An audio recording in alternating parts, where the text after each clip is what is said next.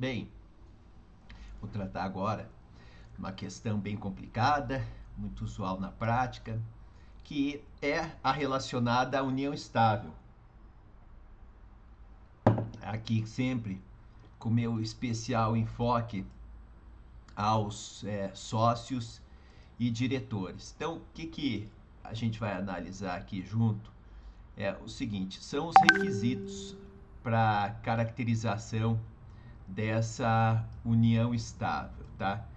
E, em primeiro lugar, é necessário que seja feita uma formalização para que exista o reconhecimento dessa união como sendo estável.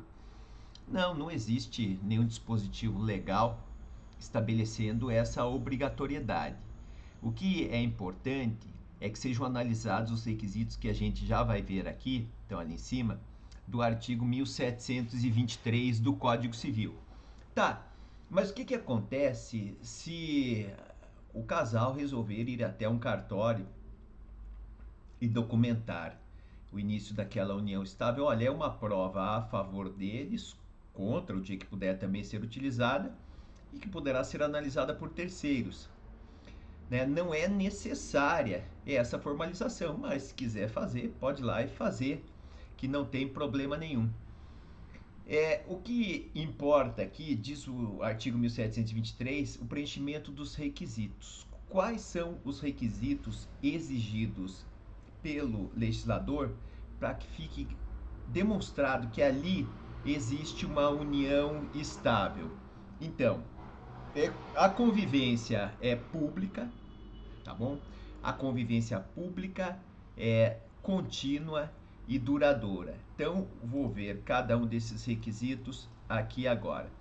O que é essa convivência pública? Tá, eu entendo.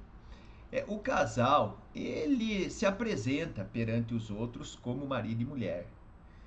Então, tratado, olha, esse daqui é meu marido, esse daqui é minha mulher, perante as outras pessoas. Então é isso, eles dão publicidade que ali existe um casal. E com a finalidade, diz o final do artigo 1723, com a finalidade de constituir uma família. Então eles estão juntos com essa finalidade.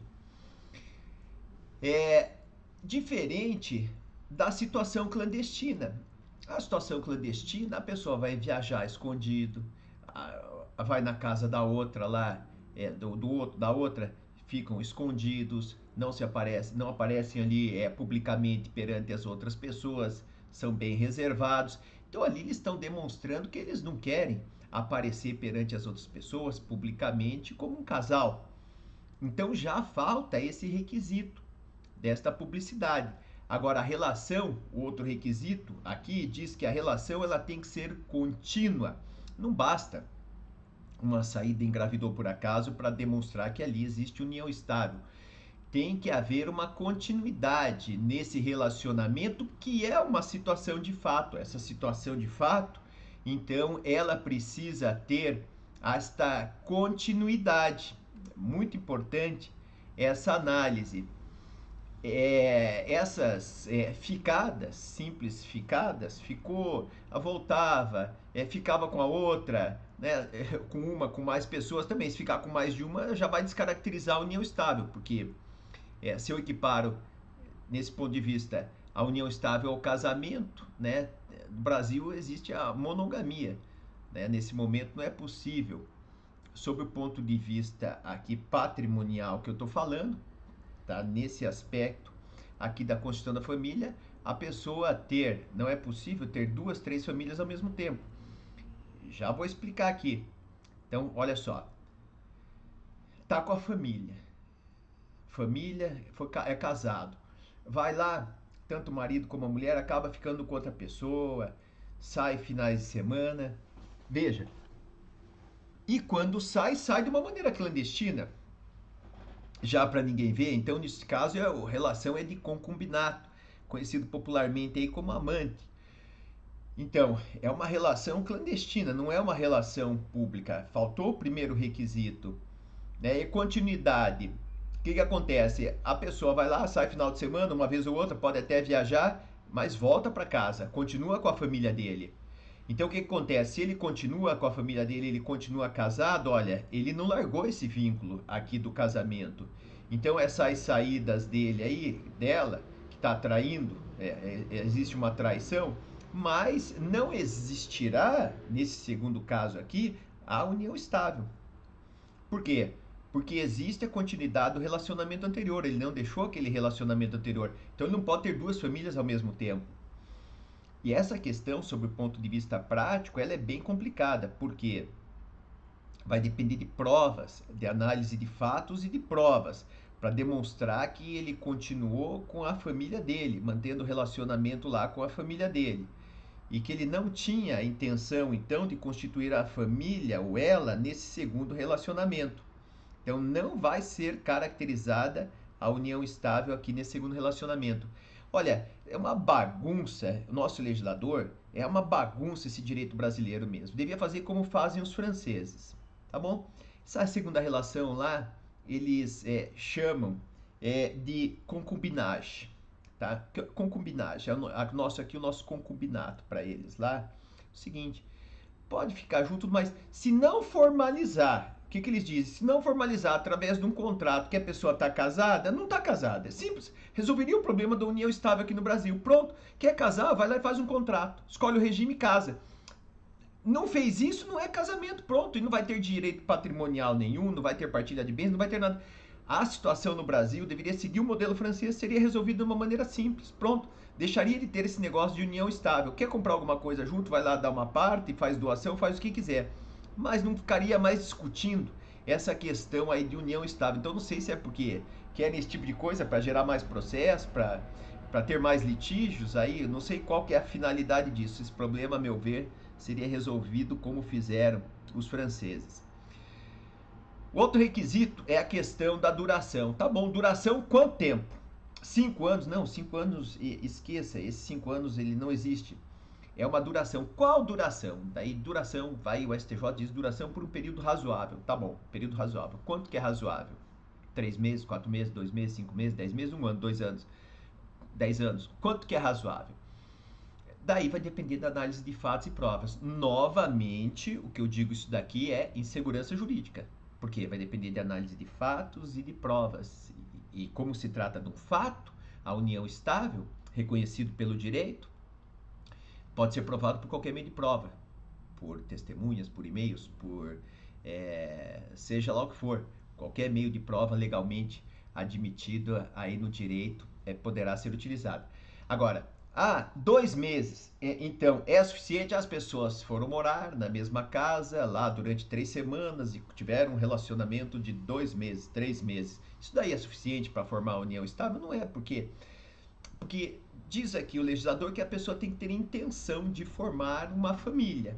Desse momento de formar uma família, o que ele leva em consideração? Que aquelas pessoas têm que dar um tempo de passar por situações boas e situações ruins, por momentos bons e por momentos ruins, juntos, estando juntos com aquelas dificuldades. Ou seja, me parece que tinham que começar a construir aqui então uma história nesse relacionamento, por causa da questão da duração, por causa da questão da continuidade e por causa também dessa questão aí relacionada à publicidade que seria dada, tá? Então, o que acontece? Diz o artigo 1724 do Código Civil: as relações pessoais entre os companheiros obedecerão aos deveres de lealdade, respeito e assistência e de guarda, sustento e educação dos filhos, tá? Diferente do artigo 1566 do Código Civil, lá o artigo 1566 fala da coabitação. Aqui não falou. Então tá, não tem coabitação. Para ser reconhecida a união estável, as pessoas precisam estar morando na mesma casa? Não. Basta a convivência, o preenchimento daqueles requisitos, porque o próprio legislador não colocou como requisito a coabitação. Então, no caso da união estável, também não é necessária a coabitação para que seja reconhecida a união estável. tá? Esse é um aspecto aí importante de ser levado em conta. E também, uma outra situação que não vai impedir o reconhecimento da união estável é aquela aqui aplicada do artigo 1723 do Código Civil. Ele diz no parágrafo 2º: as causas suspensivas do artigo 1523 não impedirão a caracterização da união estável. Quais são as causas? Vou citar duas assim que são as mais aplicadas. O inciso 1º fala, né, não deve casar o viúvo ou a viúva que tiver filho do cônjuge falecido, enquanto não fizer inventário dos bens do casal e der partilha aos herdeiros. O inciso 3º diz: o divorciado, enquanto não houver sido homologada ou decidida a partilha dos bens do casal. Mas isso não vai impedir o reconhecimento da união estável. O que vai impedir o reconhecimento da união estável é quando eu mencionei anteriormente, as pessoas estiverem juntos, são casados e a pessoa teve um relacionamento lá fora do casamento com outra, né? Mas ela continua com a família dela. Então, isso daqui sim vai impedir, vai ser um fato impeditivo para ser reconhecido segundo relacionamento como uma união estável, tá? Vai ser uma relação ali do droit français de concubinage, de concubinato, tá?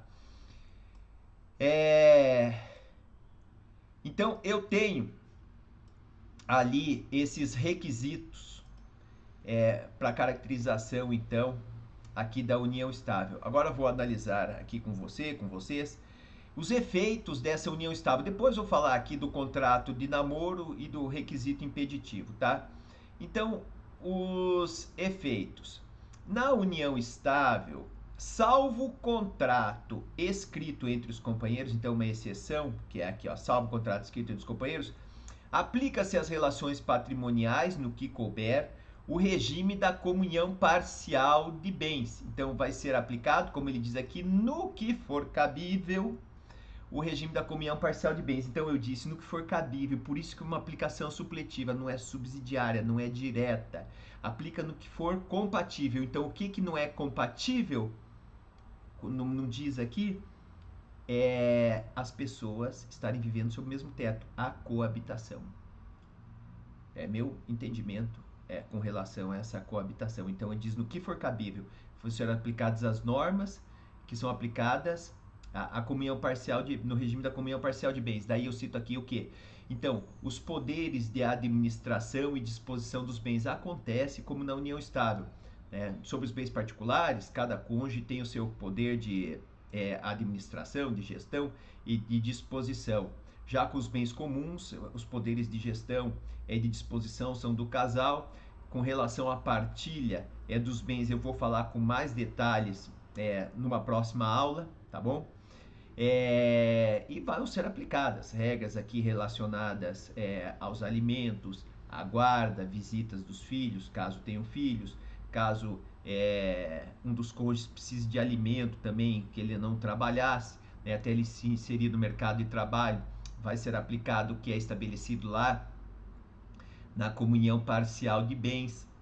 A continuidade do contrato de locação, vamos imaginar que eles fossem locatários do imóvel, após o divórcio, aquele companheira tem direito de permanecer no imóvel, então, como locatário, tá?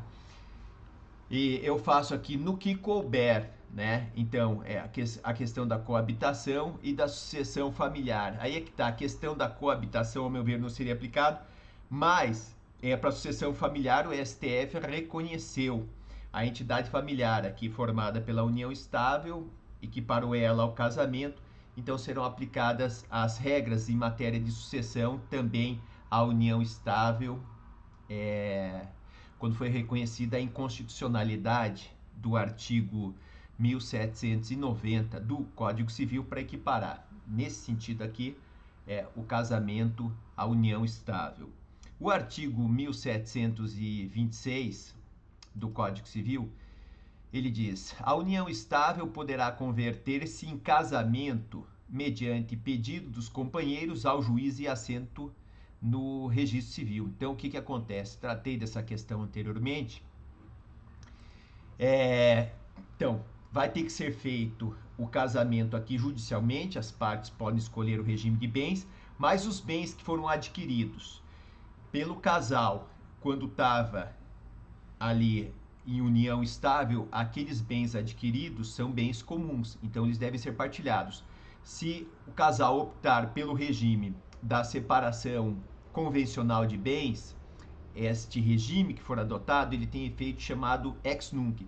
Eles serão produzidos somente a partir do momento da celebração do casamento. Eles não podem ter efeitos retroativos.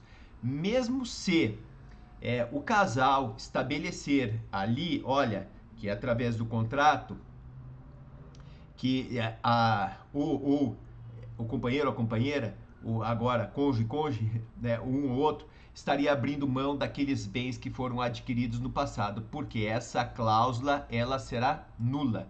Nula porque viola uma norma de ordem pública que diz, esta norma de ordem pública diz que durante a união estável, os bens adquiridos a título oneroso, eles então serão comunicados entre o casal. Agora, quem é que pode invocar o reconhecimento dessa união estável? O casal, entre eles, tinha uma união estável, quero que seja dissolvida.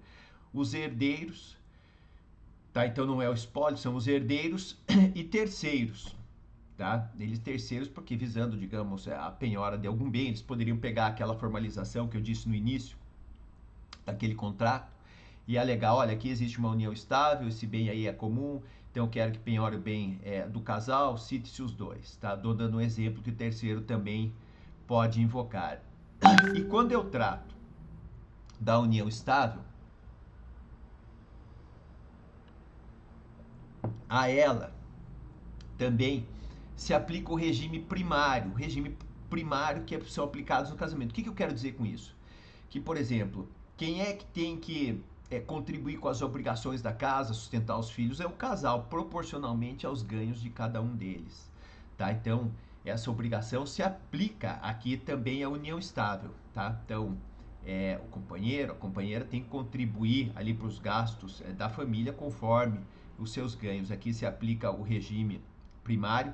E com relação à obrigação solidária, é a mesma coisa. Vamos imaginar a dívida de uma empregada doméstica, tá? Trabalhava para a família, ali reconhecida como entidade familiar, a obrigação é solidária aqui também do casal. Agora, eu menciono aqui no parágrafo 3º, contrato de namoro evita a união estável, né, de maneira nenhuma.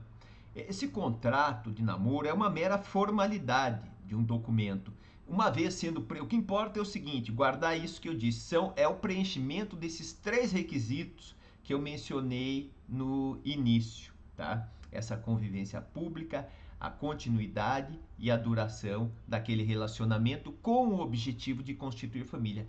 Preencheu esses 3 requisitos, tem o objetivo de constituir família, vai estar caracterizada então a união estável, tá? O fato de ter filho, tá bom? O fato de ter filho quer dizer que está caracterizada a união estável? Não, tem que preencher aqueles requisitos, tá? O fato de morar junto na mesma casa quer dizer que está caracterizada a união estável? Não, também não. O fato de morar junto na mesma casa não quer dizer que tenha união estável. Podem estar, inclusive, separados de fato e morando até na mesma casa. Tem que, né, se não tiverem preenchidos aqueles requisitos, não vai haver, então, reconhecimento dessa união estável. Então, esse contrato de namoro aqui que eu me refiro, ele não é suficiente aí para demonstrar que não existe união estável. Tá? O que fazer então para evitar a união estável não serem preenchidos aqueles requisitos que eu mencionei? Não pode se apresentar como marido, mulher, não, esse daqui é meu namorado, esse daqui é minha namorada.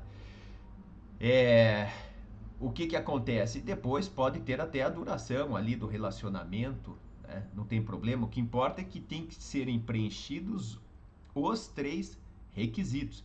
Isso que é importante para a caracterização, então, da união estável.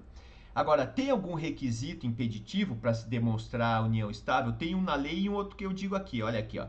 Diz o artigo 1723, parágrafo 1º do Código Civil. A união estável não se constituirá se ocorrerem os impedimentos do artigo 1521, não se aplicando a incidência do inciso 6º, no caso de a pessoa casada se achar separada de fato ou judicialmente. Então, o que se diz esse inciso 6º? as pessoas casadas, né? Se a pessoa é casada, não vai caracterizar a união estável, tá bom? É... Por quê? Porque aquilo que eu disse, ela continua casada, tá? Então, como é que não vai ter união estável daqui nas demais situações? Não podem casar os ascendentes com descendente, pai com filho, não pode casar. Né? Então, se situações essas demais aqui que não acontecem aí na prática de maneira nenhuma no dia a dia, então eu me refiro aqui a que mais acontece, que são das pessoas casadas. Então, deixo claro aqui, se a pessoa está casada, o segundo relacionamento dela não vai ser reconhecido como união estável. Seria reconhecido como união estável quando? Se ela tivesse separada de fato. Daí depende de provas. Separada de fato. Por exemplo, quando está separada de fato? Já há 40 anos, há 20 anos, não vive mais com outra pessoa. Tá bom? O que acontece? Já está separada de fato. Pode estar lá só no papel casada ainda, mas já não tem relacionamento mais nenhum, já constituiu uma nova família, já está separada de fato, não voltou mais com a família anterior, entenderam? Não voltou, já está com uma nova família, aquela lá já era. Daí sim, daí existiu essa separação de fato, existiu a separação que está demonstrando que houve a constituição de uma nova família, daí sim vai haver o reconhecimento, então, dessa nova família, desde que não seja presidido por ascendente com descendente, né? São essas causas que não podem, são impeditivos, né? A pessoa casada também não pode, mas estando lá separada de fato, como eu disse, como traz aqui o artigo, nós teríamos então aberta essa possibilidade da união estável. Então, esse é o requisito impeditivo. Agora, para finalizar aqui essa parte da aula de hoje, o artigo 1727, ele diz: as relações não eventuais entre o homem e a mulher impedidos de casar constituem concubinato. Que eu falei, o tal do amante, o amante é amante. Concubinato e união estável. Então, no caso do concubinato, que eu estava mencionando aqui anteriormente, esse é o concubinato. São pessoas que estão impedidas de casar. Elas continuam casadas. E não é permitida, olha que interessante, não é permitida a bigamia. Então, uma maneira de se evitar o reconhecimento da união de fato no segundo relacionamento, qual que é? A pessoa continua casada, é um impeditivo. Mas a pessoa não é casada, solteira, tá bom? O que acontece? Solteira, tem tanto homem como mulher. Lá o homem tem 2 namoradas, 3. A mulher, ou 2, 3, sei lá. Vamos imaginar esse tipo de situação, já digo, né? Existe nos relacionamentos um dever de fidelidade. Tá, mas qualquer. Pode ter. Claro que acontece, né? Senão não teria concubinato. Vamos imaginar que tenha 2 namoradas ao mesmo tempo. Uma poderia alegar o reconhecimento ali de uma união estável, né? Daí para qual? Qual das duas? Teria união estável com as duas? Não pode ter, né? É bigamia. No Brasil, somente a monogamia é permitida, só pode ter, a pessoa só pode ser casada, ter equiparação aqui, a união estável com uma única família, não com 2 ao mesmo tempo, sob esse ponto de vista patrimonial e sob o ponto de vista, então, que eu falo aqui do reconhecimento do casamento e da aplicação supletiva das normas da comunhão parcial de bens. Então, o que acontece? É um outro impeditivo, né? Porque ela ter 2 famílias ao mesmo tempo. Concubinato não dá direito aos bens obtidos, tá?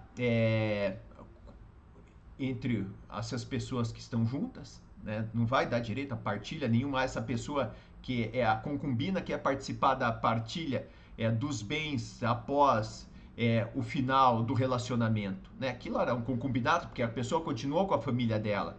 Então aquilo ali é um concubinato, ela não vai ter direito.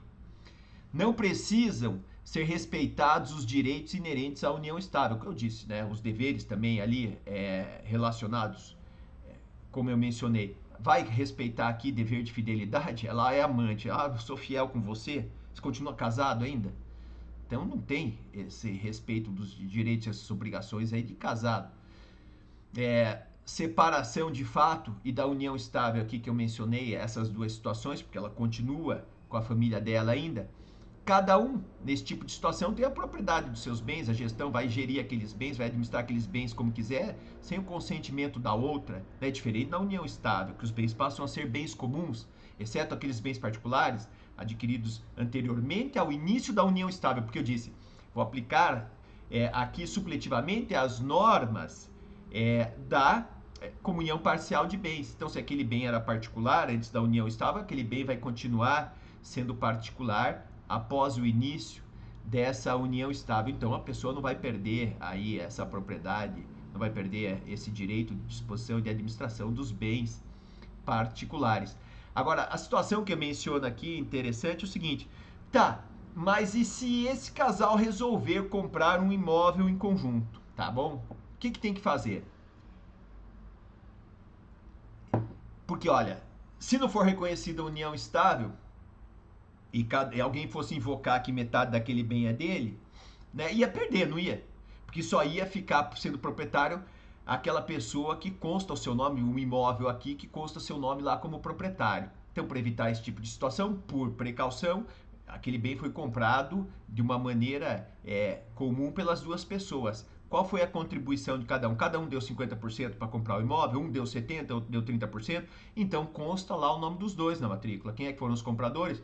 Joãozinho e Mariazinha. 30% do Joãozinho, 70% da Mariazinha. Pronto. Aí sim, aí está documentado. O dia que não for reconhecida a união estável, aquele bem é indivisível e pertence ao casal. Então, essa a precaução que deve ser tomada para as pessoas que venham a ter essa relação aí fora do casamento para se proteger com relação a esse patrimônio, tá? Então, dessa maneira que ela vai conseguir se proteger, cada um vai conseguir se proteger, então, no caso do não reconhecimento da união estável, quando elas adquiram esse bem aí em conjunto, tá bom? Então, é isso que eu tinha para dizer por hoje. Obrigado mais uma vez pela presença de todos vocês e estarem aqui comigo. Fico muito feliz, tá bom? Questionamentos, manda para mim que eu vou responder, tá bom? Então, a gente se vê na próxima aula.